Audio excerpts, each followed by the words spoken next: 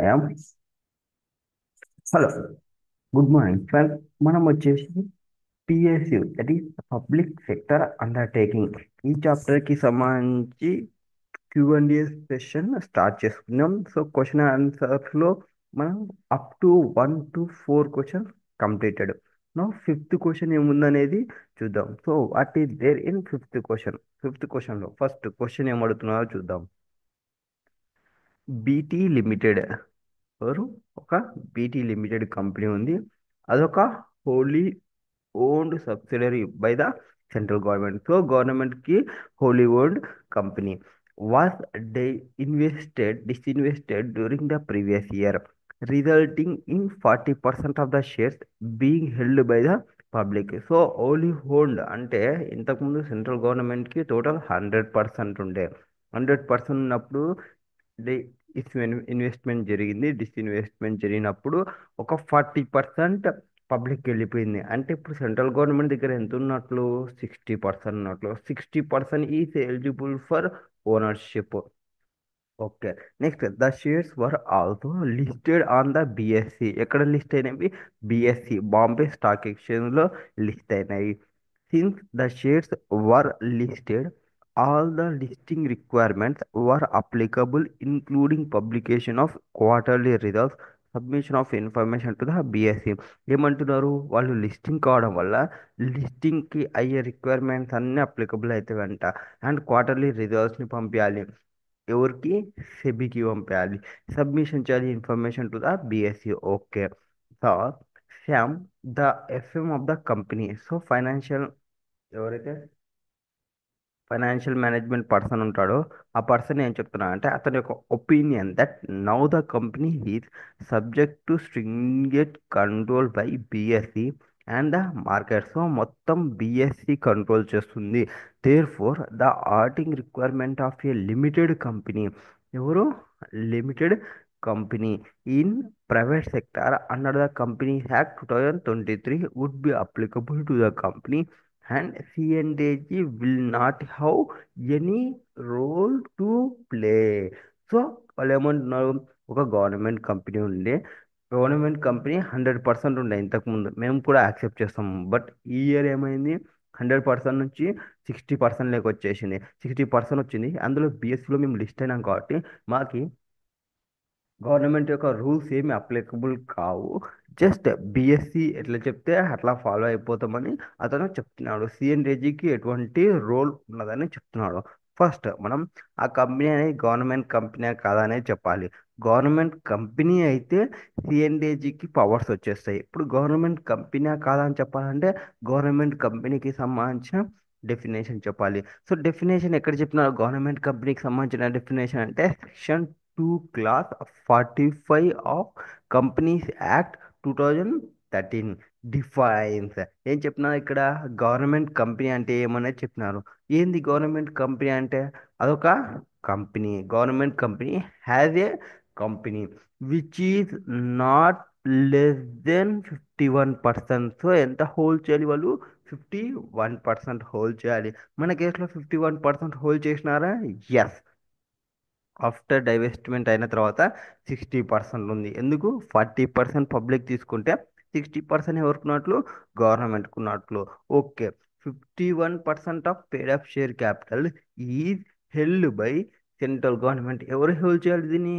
Central government కానీ, or state government కానీ, or ఈ central government and central government. So government or partly by central government and partly by, ఇక్కడ and చూడండి, ఇక్కడ are, ఇక్కడ అంటే 51% టోటల్గా సెంట్రల్ గవర్నమెంట్ అన్న ఉండొచ్చు, 51% టోటల్గా స్టేట్ గవర్నమెంట్ అన్న ఉండొచ్చు, ఆర్ 51%ని కొంచెం స్టేట్ గవర్నమెంట్ అండ్ కొంచెం బై ఎనీ, ఏమని చెప్తుంది? By any central government hold చేయొచ్చు and includes a company which is a subsidiary company of such government company. అంటే ఈ గవర్నమెంట్ కంపెనీ డెఫినేషన్ సాటిస్ఫై చేసిన కంపెనీస్కి ఎవరైనా సబ్సిడరీ అయితే వాళ్ళని కూడా మనము గవర్నమెంట్ కంపెనీ అంటామని ఎవరు చెప్తున్నారు? సెక్షన్ 2 class 45 చెప్తుంది. అండ్ ఇక్కడ the audits of this government company, ఎవరైతే ఈ సెక్షన్ ని సాటిస్ఫై చేస్తారో, ఇది section 2 clause 45, that is not less than 51% of paid up share capital ని గవర్నమెంట్ కానీ, స్టేట్ గవర్నమెంట్ కానీ, central and state one any one almost state government కానీ hold చేస్తారు. ఈ డెఫినేషన్ ని సాటిస్ఫై చేసిన వాళ్ళు గవర్నమెంట్ కంపెనీ అవుతారు. ఆ గవర్నమెంట్ కంపెనీకి ఆడిటర్ ఎవరు అనేది ఇక్కడ డిస్కషన్ చేస్తుంది. The auditor of these government companies are firms of chartered accountant. నార్మల్గా ఆడిటర్ అంటే చార్టర్డ్ అకౌంటెంట్ వస్తారు, బట్ చార్టర్డ్ అకౌంటెంట్ ని అపాయింటెడ్ బై సిఎండ్ఏజీ. ఇంపార్టెంట్ ఇక్కడ అపాయింటెడ్ బై ద సిఎండ్ఏజీ. ఎవరు? సిఎండ్ఏజీనే అపాయింట్ చేస్తుంది. హూ గివ్స్ ద డైరెక్షన్ అంటే ఓన్లీ అపాయింట్మెంట్ చేసి ఊరికే ఉండదు, వీళ్ళకే డైరెక్షన్ ని కూడా ప్రొవైడ్ చేస్తుంది.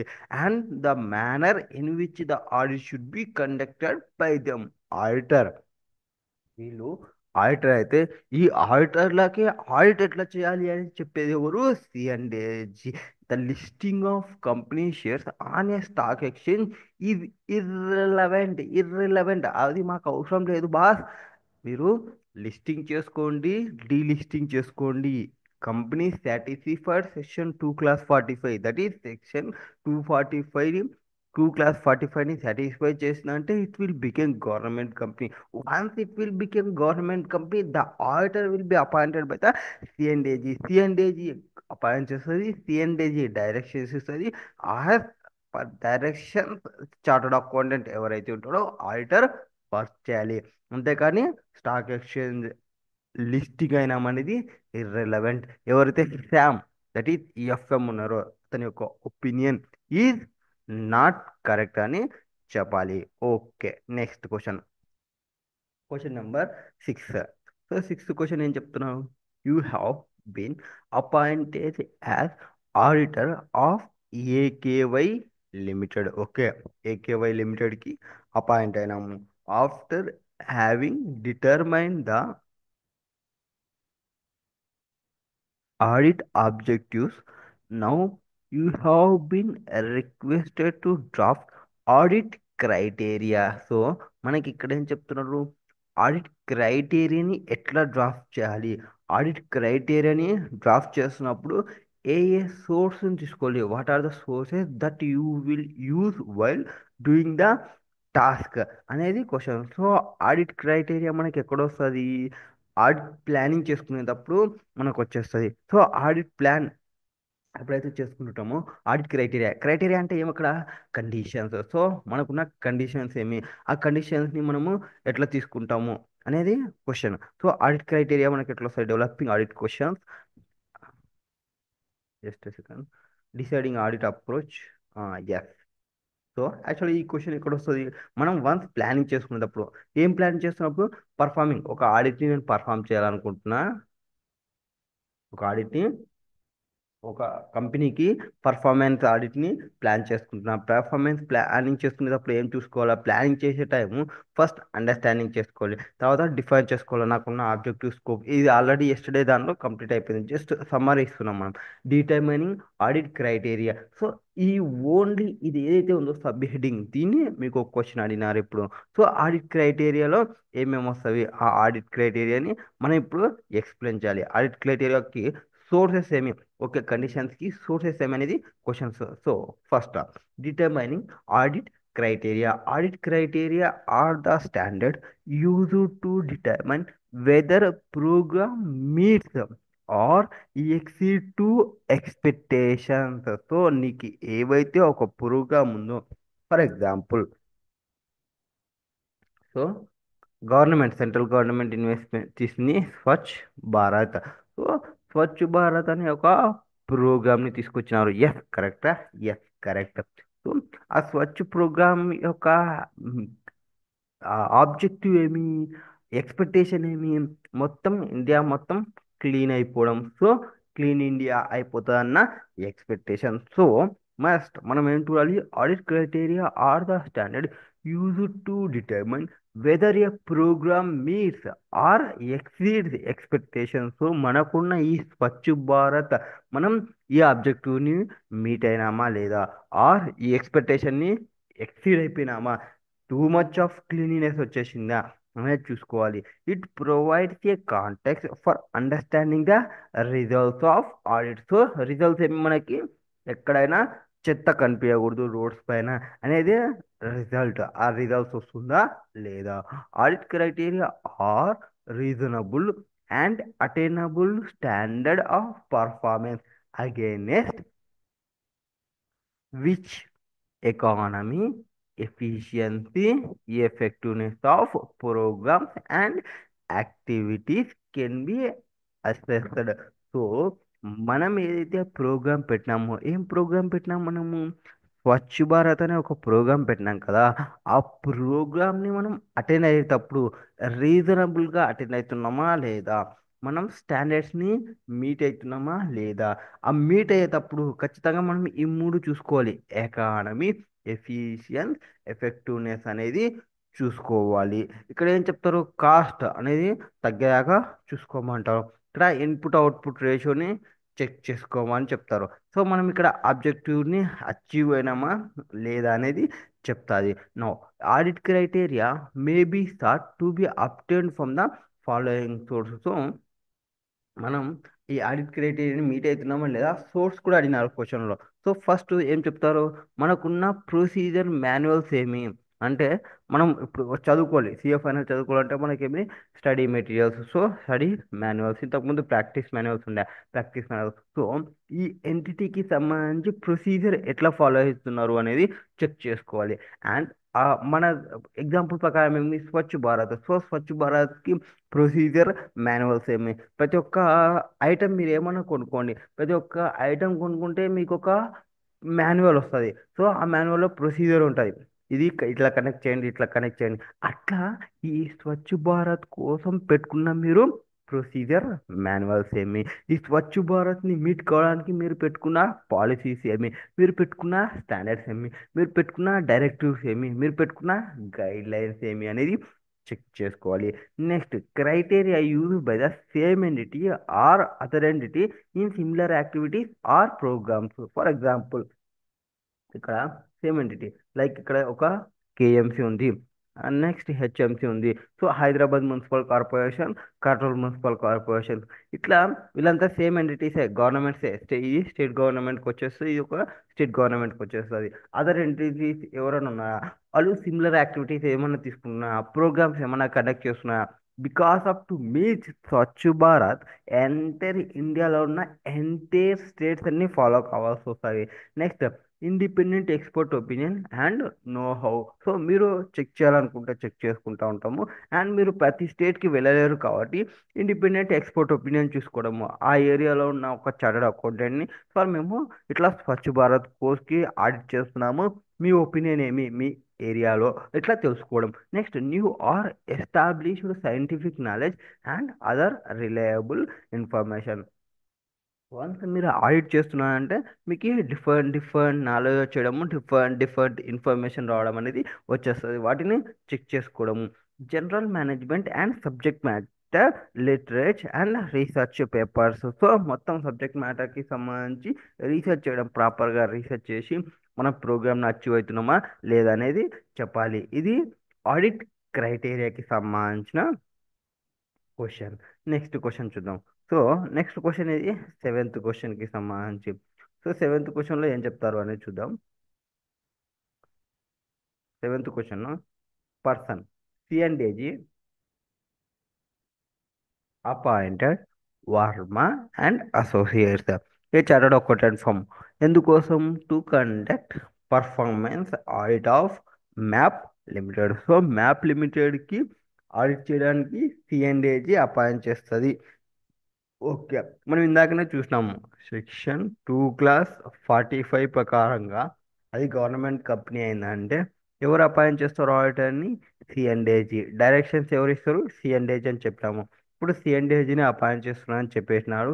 ఏ దానికోసం అపాయింట్ చేస్తున్నారు, పర్ఫార్మెన్స్ ఆడిట్ని చెక్ చేయడానికి. A public sector undertaking of government of India. The firm conducted the audit with a view to check all the expenses of the unit are in conformity with public interest. So ఏదాని కోసం audit conduct చేస్తున్నారు వాళ్ళు? Just check చేయడానికి, వాళ్ళకున్న expenditure check చేయడానికి, all the ఎక్స్పెండిచర్ని conformity with public interest ఉందా లేదా, పబ్లికలీ యాక్సెప్టెడ్ కస్టమ్స్ ఉందా లేదా. The audit report submitted by audit firm was rejected by C and AG. So వీళ్ళు చెక్ చేసిన ఆడిట్ రిపోర్ట్ని ఆ ఆడిట్ రిపోర్ట్ని సిఎండ్ఏజీ రిజెక్ట్ చేస్తుంది. రిజెక్ట్ చేయొచ్చా, చేయకూడదా? అండ్ వీళ్ళు చేసిన పర్ఫార్మెన్స్ ఆడిట్ కరెక్ట్గా ఉందా లేదా అనేది క్వశ్చన్. ఫస్ట్ ఆఫ్ ఆల్ వీళ్ళు పర్ఫార్మెన్స్ ఆడిట్ అనేది చేస్తున్నారా అనేది ఫస్ట్. సో పర్ఫార్మెన్స్ ఆడిట్ అంటే ఏమి, దాని డెఫినేషన్ ఏం చెప్పినాము వాటి ప్రకారంగా చూసుకుంటే ఫస్ట్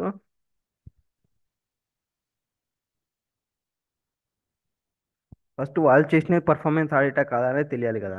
సో ఇక్కడ ఇచ్చిన సినారియోలో ఏం చెప్పినారు, C and AG first point appointed Varma and associate a chartered accountant firm to conduct performance audit of MAP limited. So has it is నేను క్వశ్చన్ని కాపీ పేస్ట్ చేసినాము.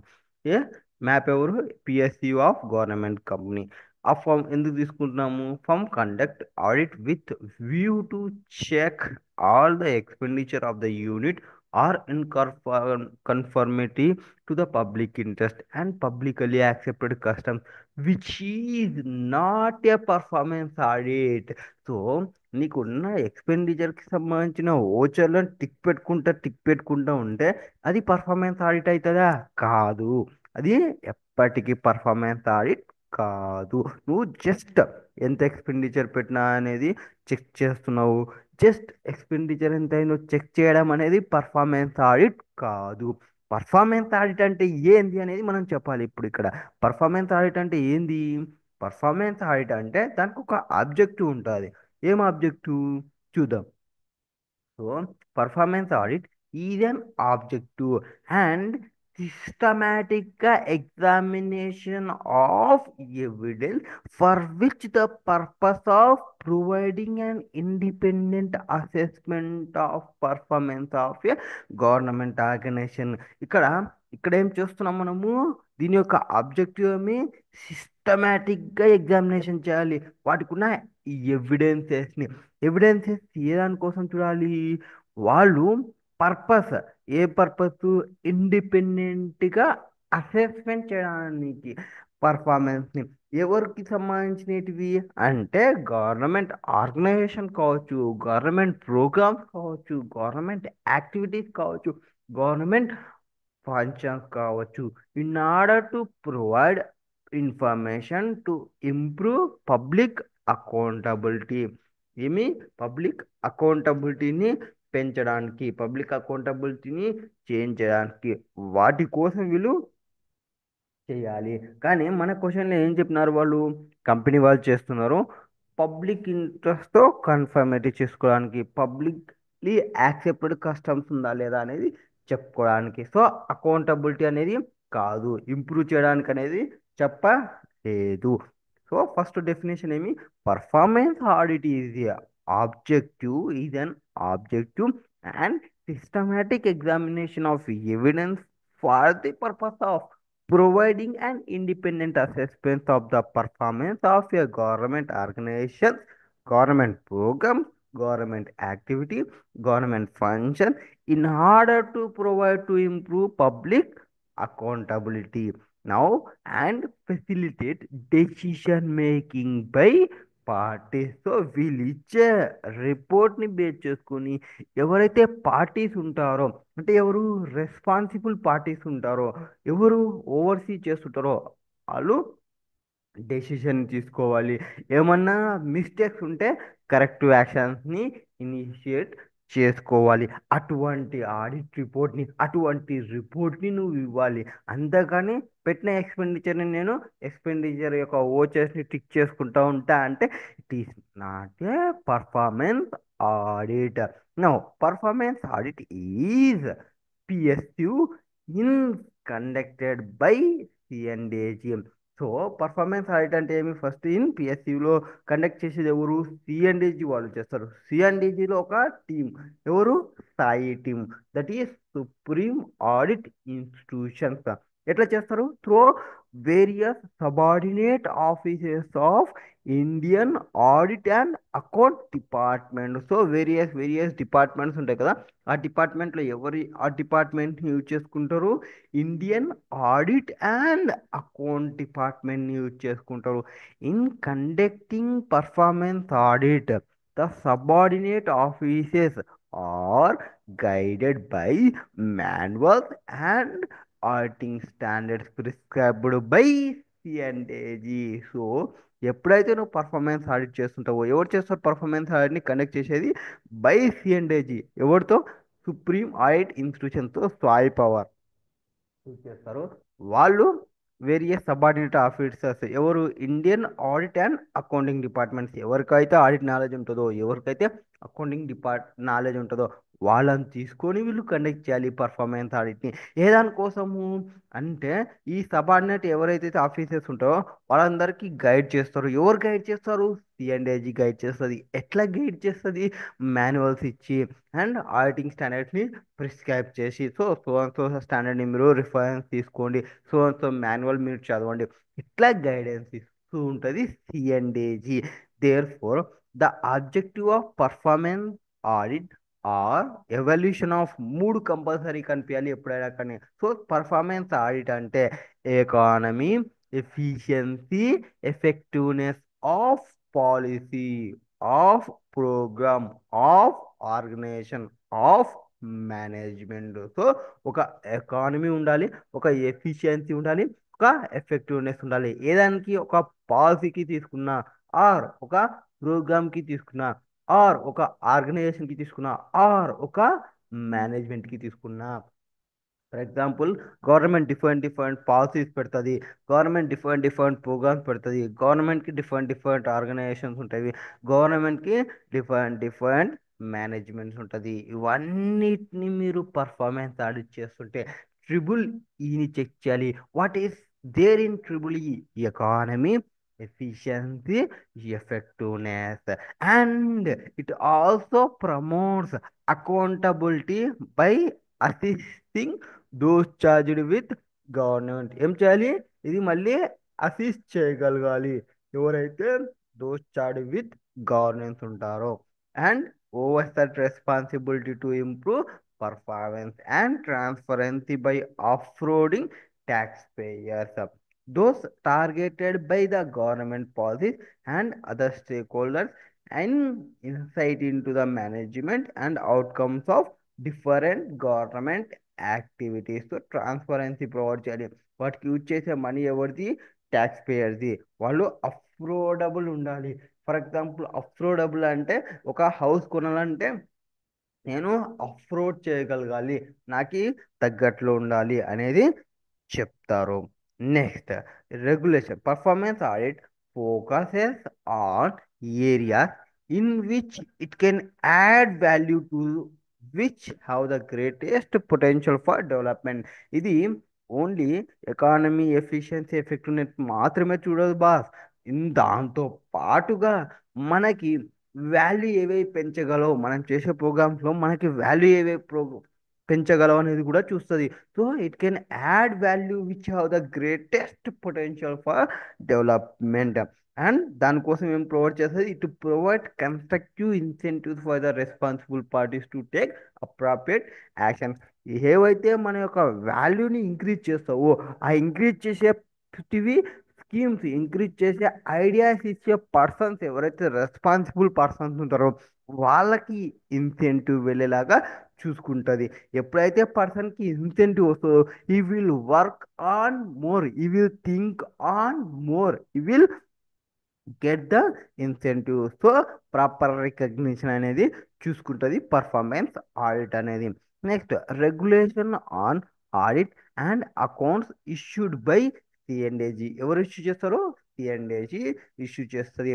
Let down that the responsibility for the development of measurable objectives and performance indicators are also the system of measurement rest with government department or heads of entities.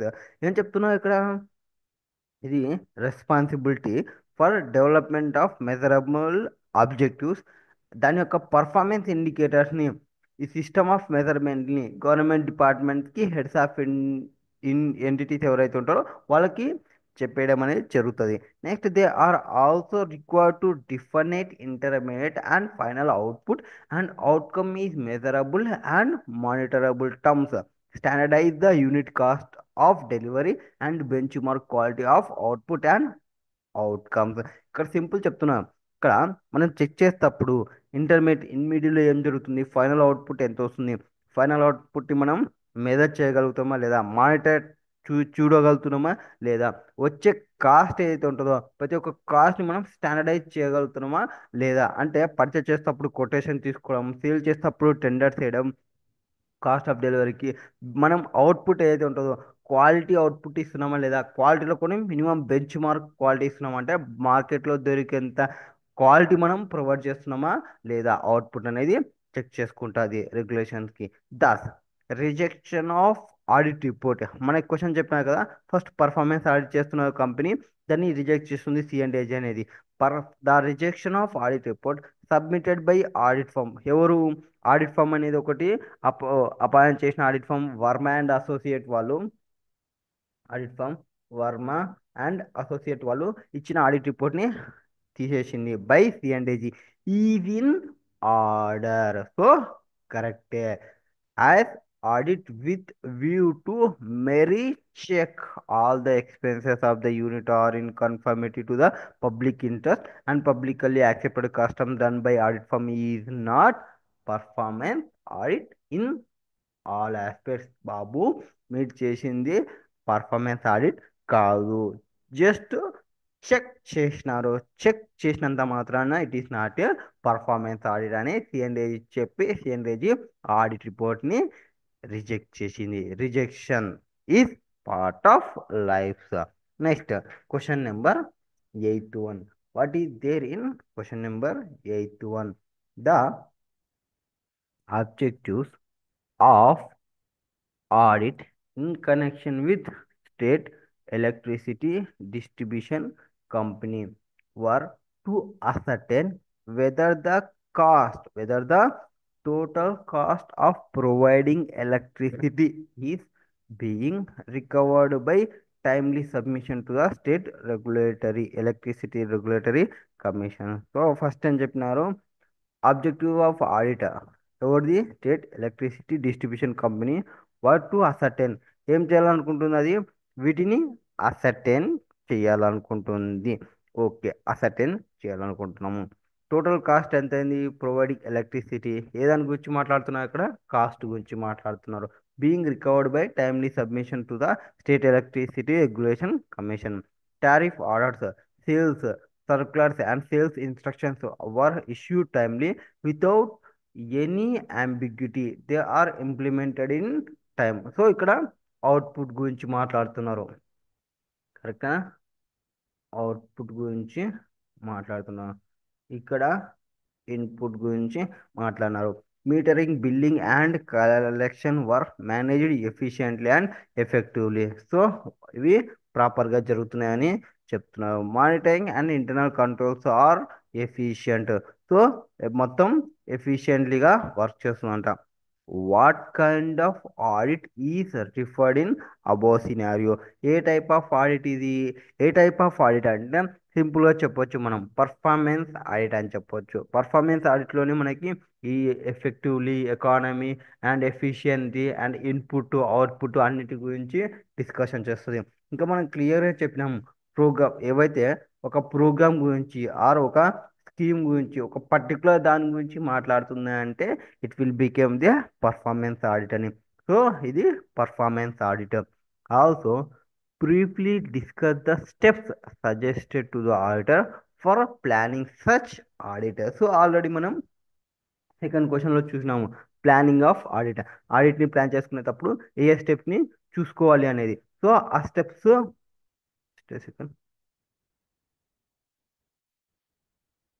ఆ స్టెప్స్లో ఏమేమి ఉంటాయి అనేది చూస్తాం. So first ఇది వచ్చేసి performance audit.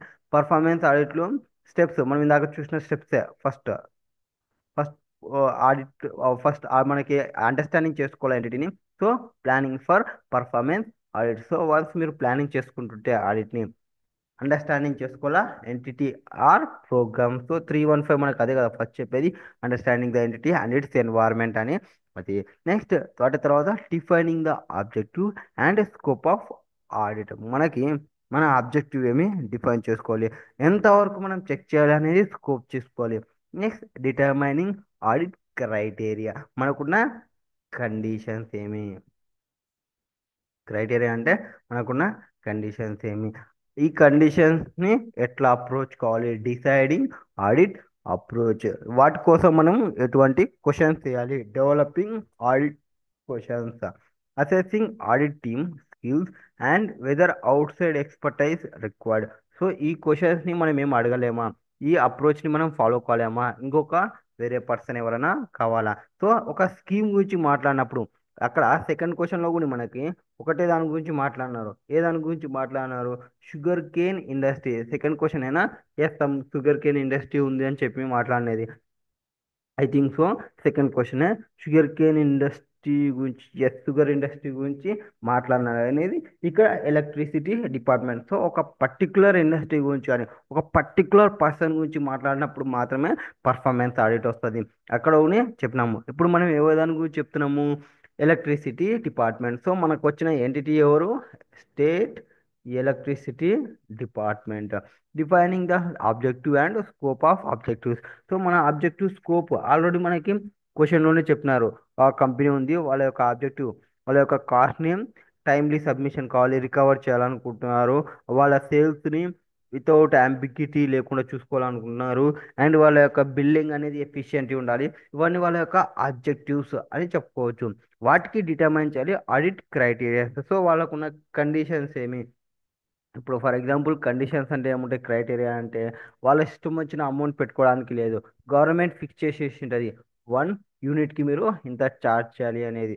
So sales side ఏదైతే ఉందో ఆ సేల్స్ సైడ్ ఆల్రెడీ డిసైడెడ్ ఆర్డర్స్ని ఫాలో కావాలి. దానికి మనం ఏ అప్రోచ్ కావాలి, audit approach. Electricity department act ఒకటి ఉంటుంది, ఆ యాక్ట్ని మనం అప్రోచ్ కావాలి. ఆ యాక్ట్లో ఉన్న యూనిట్స్ ప్రకారం మీరు ఛార్జ్ చేస్తున్నారు. కమర్షియల్ అయితే కమర్షియల్ ప్రకారం, కమర్షియల్ కాకుండా రెసిడెన్షియల్ అయితే సపరేట్ అమౌంట్ ఉంటుంది. ఇట్లా వాళ్ళు ఫాలో అవుతున్నారా లేదా వాటిని మనం అప్రోచ్ చూసుకోవాలి. వాటిని ఫాలో అవుతున్నారా లేదా అని తెలుసుకోవడం కోసం వాళ్ళకి క్వశ్చన్స్ని ఫ్రేమ్ చేయాలి, ఆడిట్ క్వశ్చన్స్ని. అండ్ తర్వాత మనము we are the income tax GST పైన నాలెడ్జ్ ఎక్కువ ఉంటుంది, ఎలక్ట్రిసిటీ పైన మనకు ఉండదు. కొంతమంది ఎలక్ట్రిసిటీ పైన ఉన్న వాళ్ళు ఉంటారు, వాళ్ళ ఎక్స్పర్టైజ్ ఏమైనా కావాలా, మన టీమే సరిపోతుందా అనేది అసెస్ చేసుకోవాలి. Next preparing audit design matrix, అంటే ఒక టేబుల్ వేసేయడం. ఎస్ కరెక్ట్, వీళ్ళు రెసిడెన్షియల్ ఛార్జెస్ని ఫాలో అవుతున్నారు, తర్వాత కమర్షియల్ ఛార్జెస్ని ఫాలో అవుతున్నారు, మీటర్స్ ప్రాపర్గా ఫిక్స్ చేస్తున్నారు. ఇట్లా డిజైన్ చేసుకోవడం కొన్ని ఆడిట్ డిజైన్ మ్యాట్రిక్స్ని. Next establishing time table and resources. తో చెక్ చేసుకోవడం, ఎప్పుడు వెళ్దాము చెక్ చేయడానికి, డ్యూరింగ్ ఫెస్టివల్ సీజన్స్ పోదామా, ఆఫ్టర్ ఫెస్టివల్, ఆఫ్టర్ సమ్మర్ పోదామా, ఆఫ్టర్ సమ్మర్ అయితే మేబీ కరెంట్ బిల్స్ ఎక్కువ వస్తాయి, బిఫోర్ సమ్మర్ మేబీ అట్లా చెక్ చేసుకోవడము. సో ఇవన్నీ మనం ఒక ప్లాన్ వేసుకొని ఆ ప్లాన్ని మనం ఆడిట్ ఎంటిటీ, ఎవరికి ఆడిట్ ఎంటిటీ అంటే మన క్వశ్చన్లో ఎలక్ట్రిసిటీ డిపార్ట్మెంట్ వాళ్ళకి చెప్పడము. అబ్బు మేమంతా ఆడిట్ ప్రోగ్రామ్ని రెడీ చేసుకున్నాము, సో సో డేట్కి మీకు వచ్చేస్తాము అని ఆడిట్ ఎంటిటీకి ఇంటిమేషన్ చేయాలి. ఇంటిమేషన్ చేస్తే వాళ్ళు ఎలక్ట్రిసిటీ డిపార్ట్మెంట్ వాళ్ళు రెడీ అయిపోతారు. This is planning for performance audit. Next question, ninth question. So ఇది కొత్త క్వశ్చన్, లేటెస్ట్ స్టడీ మెటీరియల్లో ఉంటుంది. ఇందులో ఏం చెప్తారు, ఇందులో క్వశ్చన్కి అందులో వచ్చేసి నైన్త్ క్వశ్చన్లో కంపెనీ ఉంది, ఏముంది, కంపెనీ ఉంది. ఇంద during the course of during the course of an audit of a state government ఉంది department, the office of C and AG observed that prescribed law in the state defined a flat based on the following two criteria in the premises.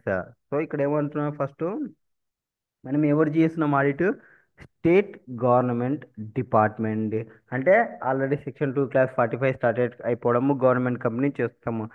దాన్ని audit ఎవరు చేసేది సిఎండ్ఏజీ వాళ్ళు. The office of C and AG వాళ్ళు observe చేసినారంట that prescribed law in the state, దీనికి సంబంధించిన లాలు prescribe చేసినారంట. Define flat based on the following 2 criterias. Flat based అంటే ఏమి, లైక్ మనకి ఇన్కమ్ ట్యాక్స్లో డిఫరెంట్ డిఫరెంట్ రేట్స్ ఉంటాయి కరెక్ట్నా, income tax rates.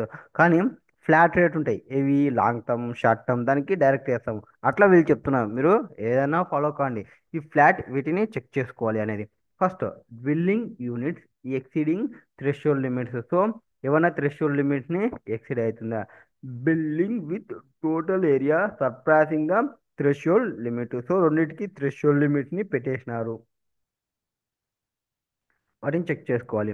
However it was noted during the audit that the relevant database did not be include. So relevant database అనేది not included column for entering the area of the building.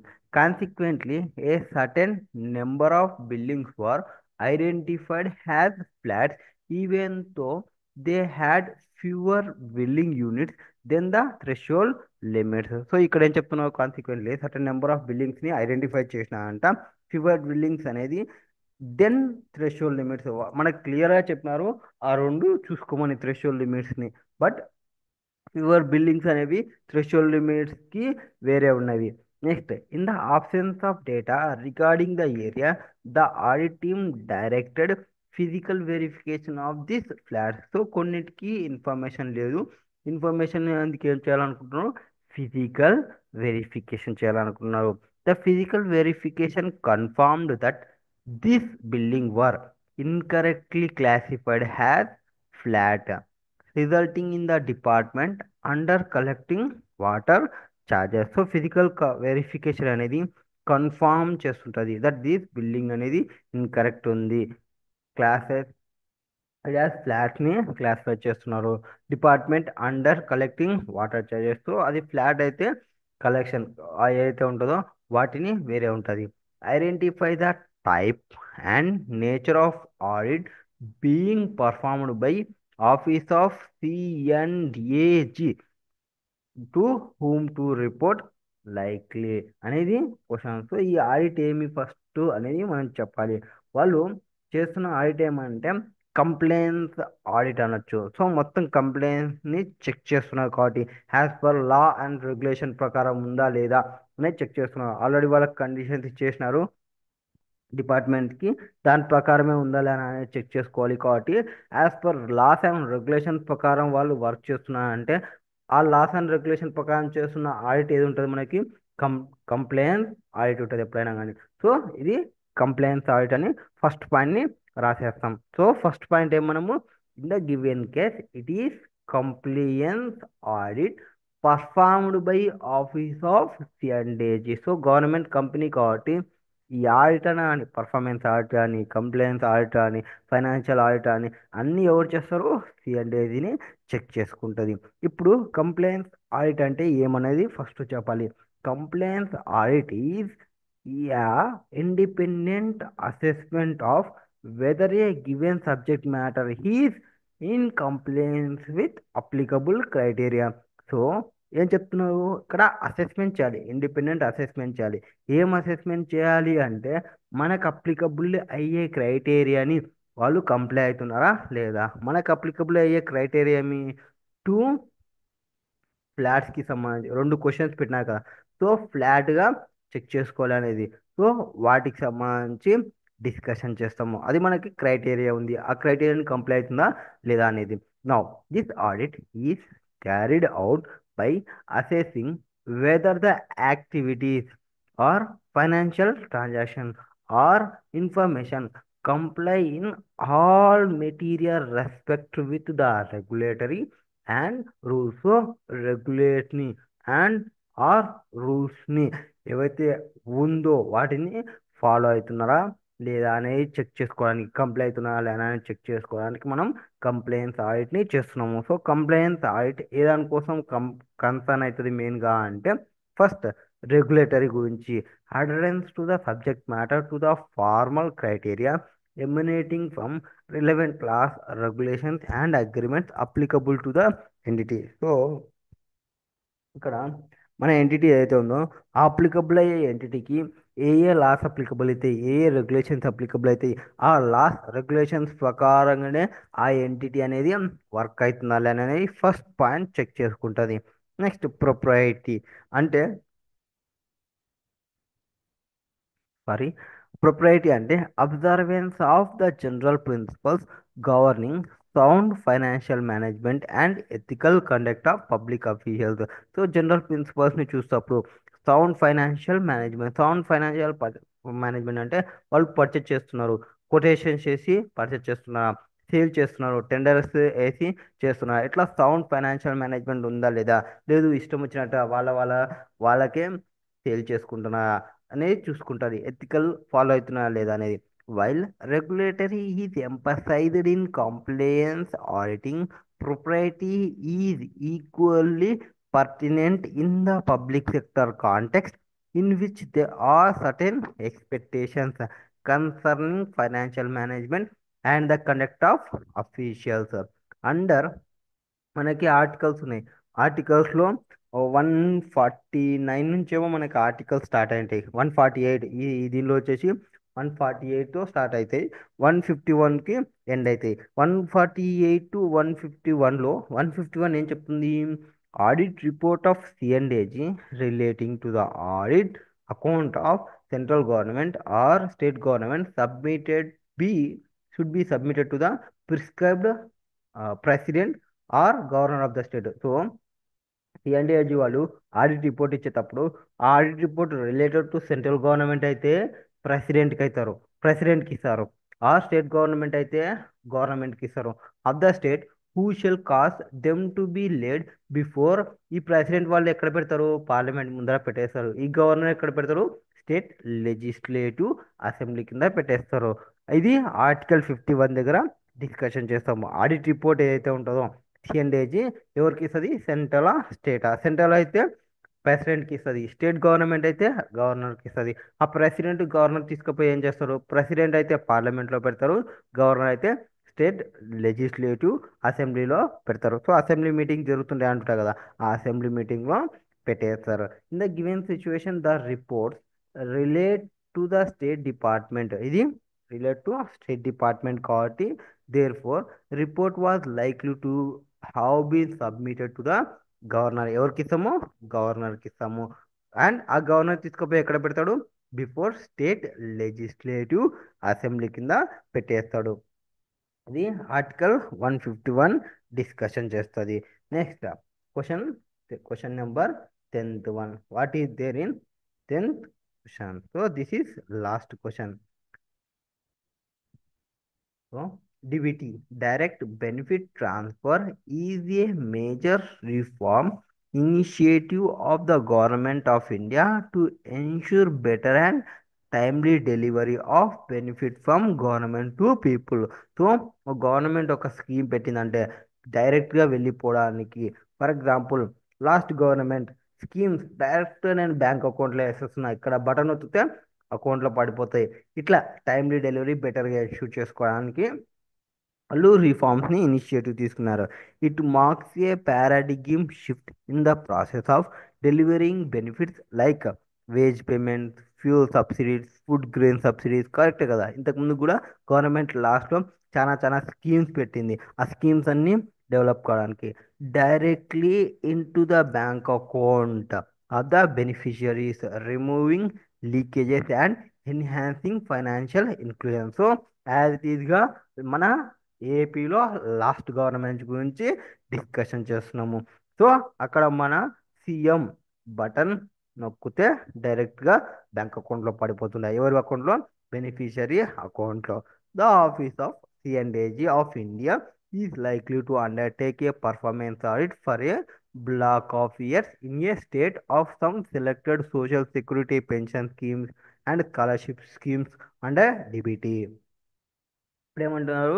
Government సిఎండ్ఏజీ వాళ్ళు ఈ government ఏదైతే అక్కడ button నొక్కుంటే ఇట్లా bank అకౌంట్కి పంపించిందో ఆ bank అకౌంట్లో కొంతమంది పర్సన్స్ని తీసుకొని చెక్ చేయాలి అనుకుంటుంది.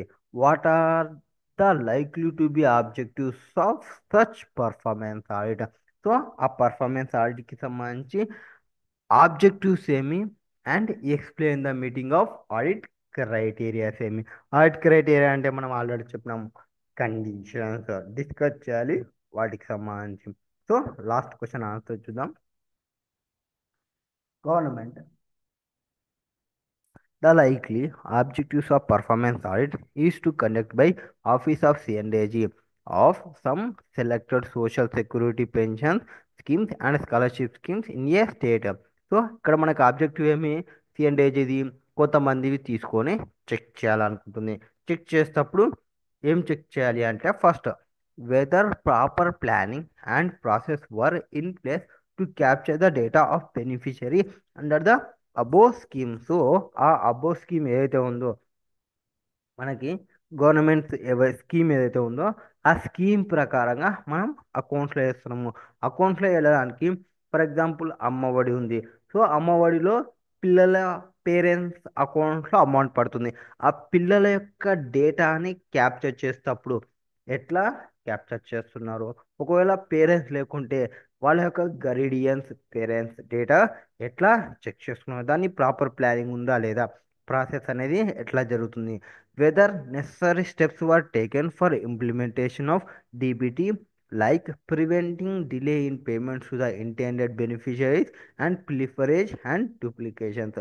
ఫర్ ఎగ్జాంపుల్ వాళ్ళకి ఎవరైతే ఏజ్డ్ పర్సన్స్ ఉంటారో సీనియర్ సిటిజన్స్ వాళ్ళకి పెన్షన్స్ ఇవ్వడం అనేది టైమ్లీ ఇస్తుండ్రి. ఫస్ట్ ఆర్ సెకండ్కి వచ్చి మార్నింగ్ ఎవరు వాలంటీర్స్ పేమెంట్ చేసేస్తుండ్రి ఇంటెండెడ్ బెనిఫిషరీకి ప్రిఫరేజ్ అండ్ డూప్లికేషన్స్. అట్లా నెసరీ స్టెప్స్ అనేది తీసుకున్నా లేదా? Next whether the infrastructure government and management of DBT were adequate and effective. So దానికి తగ్గట్ల ఇన్ఫ్రాస్ట్రక్చర్ ఉందా లేదా, అడ్వకేట్ అండ్ ఎఫెక్టివ్గా వర్క్ చేస్తుందా లేదా? నెక్స్ట్ ఆడిట్ క్రైటీరియా గురించి సంబంధించి ఒక క్వశ్చన్ అడిగిన. ఆడిట్ క్రైటీరియా అంటే ఏమి? Are standards use to determine. ఇదేమి కొన్ని స్టాండర్డ్స్ అనుకోవచ్చు, కొన్ని standards. ఈ స్టాండర్డ్స్ నుంచి మనం ఏం చేసుకుంటాము? To determine whether the program, ఏది ప్రోగ్రామ్ అంటే అమ్మఒడి కావచ్చు ఆర్ జగనన్న నేస్తం కావచ్చు, some different different government schemes అవి meet are expected to meet. అతని యొక్క ఇంటెన్షన్ ఏమి? ప్రతి ఒక్కరికి అమౌంట్ పోవాలి స్కీమ్స్ ద్వారా అనేది. ఆ ఎక్స్పెక్టేషన్ని మీట్ అయినాడా లేదా? It provides A context for understanding the results of the audit. So understanding the results ఏమి మనకి ఎవరెవరైతే రిసీవ్ చేసుకున్నారో వాళ్ళు బెనిఫిట్ అవుతారో ఆ బెనిఫిట్ వల్ల మనకి ఏమైనా బెనిఫిట్ రావచ్చు అని. Maybe audit criteria are reasonable and attainable standards of performance against which economy efficiency effectiveness of programmes and activities can be assessed. ఏం చెప్తున్నాము మనం?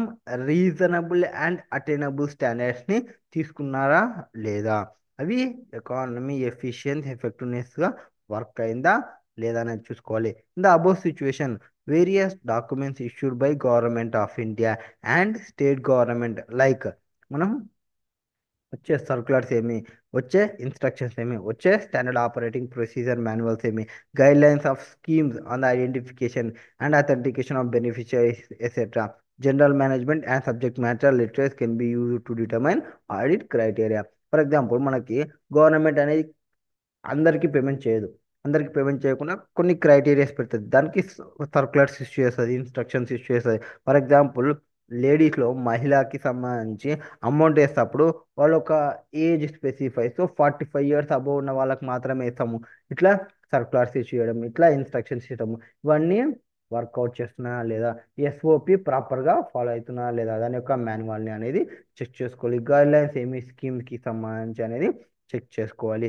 ఈ బెనిఫిషియరీ అకౌంట్ అథెంటికేషన్ కాదా అనేది చెక్ చేసుకోవాలి. ఇది 10th క్వశ్చన్కి సంబంధించిన ఆన్సర్తో దీంతో PSU test your knowledge questions అన్ని కంప్లీటెడ్. థ్యాంక్